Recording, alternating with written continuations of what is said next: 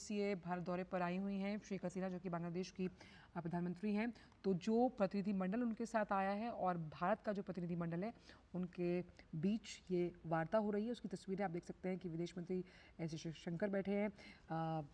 साथ ही साथ अजीत डोभाल को आप देख सकते हैं यहाँ पर, और अपने साथ जो प्रतिनिधिमंडल शेख हसीना लेकर आई हैं वो भी यहाँ पर मौजूद है।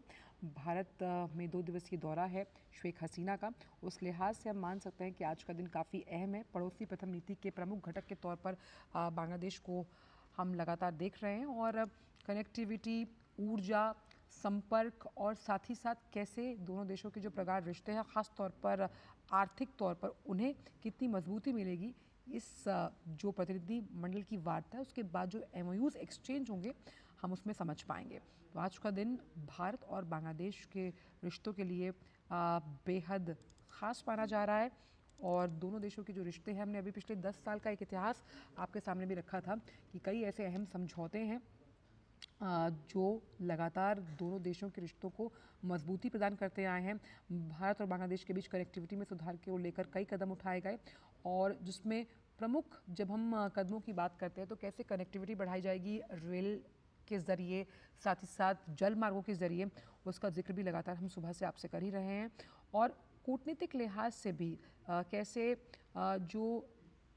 आपसी रिश्ते हैं दोनों देशों के, कई ऐसे मौके आए जब भारत बांग्लादेश के साथ कंधे से कंधा मिलाकर खड़ा रहा, जिसका जिक्र अभी हमने आपसे किया भी था, ख़ास तौर पर जब बात कर रहे हैं हम वैक्सीन प्रोवाइड करने की। और साथ ही साथ वर्ष 2014 में मैं अगर आपको लेकर जाऊं तो पहली आधिकारिक विदेश यात्रा के दौरान भारत के विदेश मंत्री जो उस वक्त थी सुषमा स्वराज, उन्होंने भी संबंधों को बढ़ावा देने के लिए कई अहम समझौतों पर हस्ताक्षर किए थे। सार्क, बिम्स्टेक, कॉमनवेल्थ, अंतर्राष्ट्रीय सोलर अलायंस जैसे समूहों की जब हम बात करते हैं उसमें बांग्लादेश भी शामिल है। जिस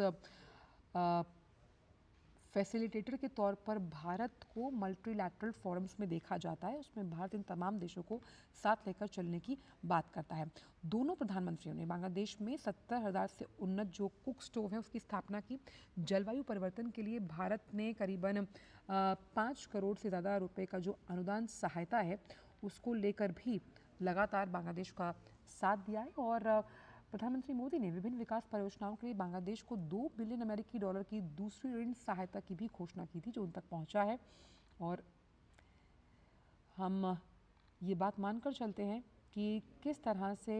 प्रधानमंत्री नरेंद्र मोदी और प्रधानमंत्री शेख हसीना ने बांग्लादेश में बंदरगाह निर्माण, रेलवे, सड़क, हवाई अड्डा, बिजली और ऊर्जा, दूरसंचार, शिपिंग, ये तमाम वो कई परियोजनाएं हैं, और इन सेक्टर्स को इस तरह से चिन्हित किया है जिन्हें भारत सरकार द्वारा दी जा रही करीबन 4.5 बिलियन डॉलर अमेरिकी जो तीसरी ऋण सहायता है वो मिली है।